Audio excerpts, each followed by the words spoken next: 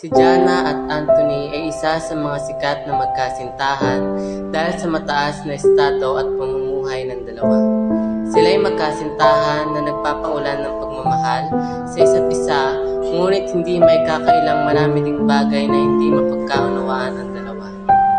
Si Jana ay isang sikat na aktres sa industriya na maraming humahanga at nakakandara pa sa kanya na naging dahilan naman ng pagkaseloso ni Anthony na nauuwi sa pang-aabuso. Hindi ba't sinabi ko na sa iyong layuan mo na ang lalaking yon? Magkatrabaho lang kami. Walang kahit anong namamagitan sa aming dalawa. Maniwala ka. Hindi ba't sinabi ko sa iyo, Jana? Akin ka lang! Sa akin ka lang!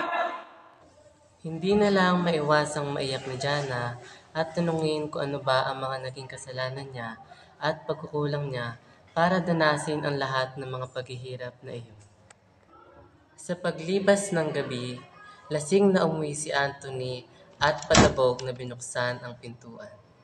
Dahil sa kalasingan nito, pinuntahan niya si Jana sa silid nila at nilambing ito. Mahal ko? Anthony, ano ba? Lasing ka lang. Yung lalaking yun na mahal mo, di ba? Hindi ba?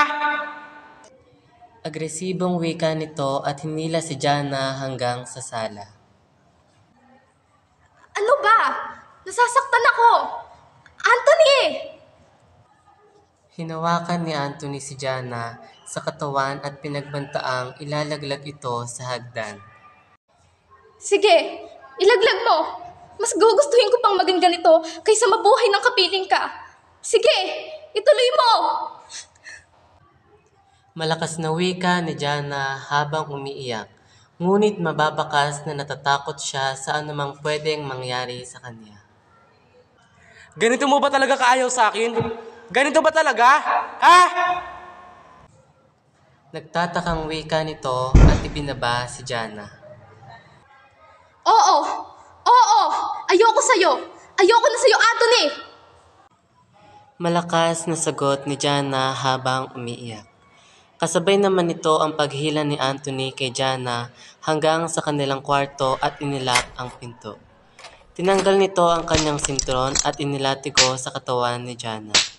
Wala nang magawa si Jana kundi umiyak dahil sa lakas at puwersa ng katawan ni Anthony. Puro hiyaw at palo lamang ng sintron ang maririnig na ingay sa buong kwarto ng dalawa. Makalipas ang ilang araw ay nagkamabutihan din ang dalawa at nagkakaintindihan na. Ngunit sa mukha ni Jana ay mababakas pa din ang mga pasa, lungkot at pagdurusa. Inihain ni Jana ang pagkain sa lamesa. Nakakabinging katahimikan ang bumalot sa hapag. Tanging ang tunog ng kutsara at tinidor lamang ang naririnig. Anthony, gusto sana kitang kausapin.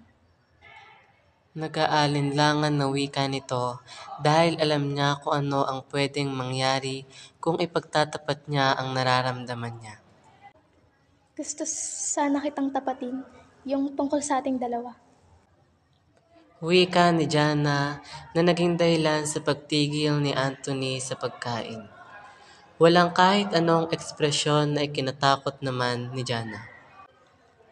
Nagtungo ang dalawa sa silid at sa paglipas ng minuto, nakakabinging katahimikan ang bumalot sa silid. Napapagod na ako. Ayoko na. Sawang-sawa na ako. Pagod na ako, Anthony. Sawang-sawa na ako sa mga pananakit mo. Ayoko na. Maghiwalay na tayo. Natigil sa pananalita si Jana nang hawakan ni Anthony ang kanyang pisngi at nagsimula ng manginig sa takot si Jana. Anong sinabi mo? Maghiwalay? Tingin mo ba papayag ako? Na mawala ka? Tingin mo papalayain kita? Ha, Jana? Anthony! Please naman! Maawa ka! Pagod na ako! Pakawalan mo na ako! Umiiyak na wika ni Jana habang nauutal. Jana, you're mine. Only mine. Naririnig mo ba? Sa akin ka lang. Mamamatay ka ng kasama ko. Ako lang ang mamahalin mo hanggang dulo. Naririnig mo ba ako? Please, Anthony. What? Mahirap bang intindihin, ha, Jana? Sa akin ka lang, naiintindihan mo ba? Agresibong wika nito at lalong pinanggigilan si Jana. Binitawan nito si Jana na siyang pagbagsak nito sa kama. Tumalikod si Anthony. Kinuha ni Jana ang base at ipinalot kay Anthony. Hindi natinag si Anthony, kundi napaharap lamang kay Jana. Itinulak nito si Jana na dahilan ng pagkauntog nito sa lamesa, na naging dahilan naman ng pagdugo ng ulo nito.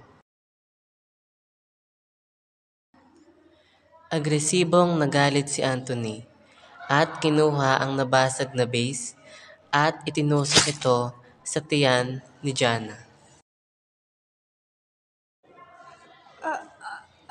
Anthony? Naghihingalong wika ni Jana. Nagpatuloy lamang ang pagsaksak ni Anthony kay Jana hanggang napagod na si Anthony.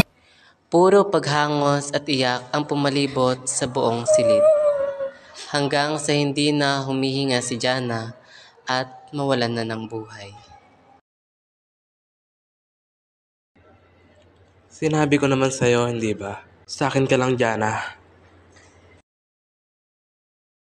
Sa malakas na sigawan at sa bawat ingay na nagaganap ay narinig ni Agatha ang ingay na nagaganap. Ngunit wala siyang ideya na may kapahamakan din na nagbabadya sa kanya. Ma'am Jana, ano pong nangyayari? Ma'am, okay lang po ba kayo? Natatarantang wika ni Agatha. Mabilis namang kinuha ni Agatha ang susi at binuksan ang pintuan. Magulong kwarto ang bumungad sa kanya. Nakita niya ang katawan ni Jana na nakahandusay sa baba ng kama na puro dugo na siyang kinataas ng balahibo niya. Sisigaw at hihingi na sana siya ng tulong, ngunit biglang lumabas sa isang pintuan si Anthony na may hawak na baril sabay tutok at sinabihan siya na, Gusto mo bang magaya sa ma'am mo, ha? kalmadong wika nito habang nakatutok ang baril kay Agatha. Tatakbo na sana si Agatha nang isang putok na malingaw sa buong silid at napatigil siya at sinabing, Sir, maawa po kayo. May asawa at anak po ako. Lumapit si Anthony sa katawan ni Jana. Mahal ko, ipapahamak ko pa ako. Ilan sa mga kapitbahay nila ang naririnig ang mga ingay. Naglabasan ang mga ito sa kanilang mga bahay at lumapit sa bahay nila Anthony.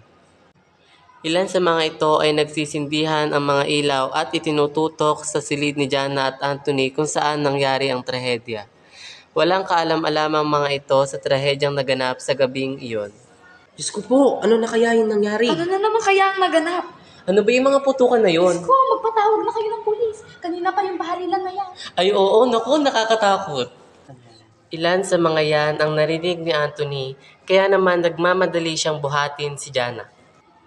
Kumakanta si Anthony ng walang liriko, himig lang ang narinig mula sa kanya. Yapak lamang ng mga paa ang naririnig sa loob ng bahay at ang himig ni Anthony.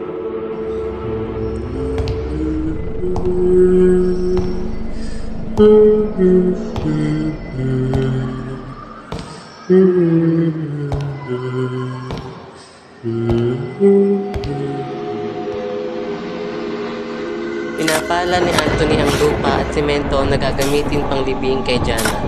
Plano niyang isilid ito sa drum na puno ng semento upang walang makaalam dito at manatili ang katawan ni Jana. Nang matapos na si Anthony sa kanyang ginagawa ay inilubog na niya si Jana sa drum.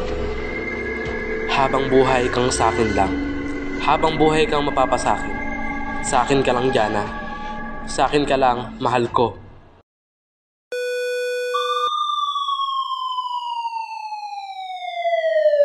Magandang gabi. Andito tayo ngayon sa lugar kung saan naganap ang isang nakakatakot na trahedya. Isang malakas na putok ng baril at sigawan na naririnig ng mga naninirahan sa La Jolla House. Kung saan isang nakakawindang na istorya ang naganap. Dumako tayo kay Colleen. Salamat. Magandang gabi po, kababayan. Isang trahedya ang naganap sa La Jolla House kung saan ang sikat na artistang si Jana Mercado ay pumanong na. Si Jana Mercado ay pinagsasaksak ng 11 beses sa kanyang katawan at inulubog sa drum na may semento na kasama ang kanyang asawa nung nakayakap.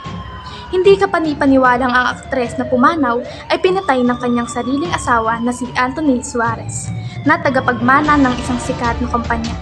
Selos ang masasabing dahilan sa pinagmulan ng away ng dalawa.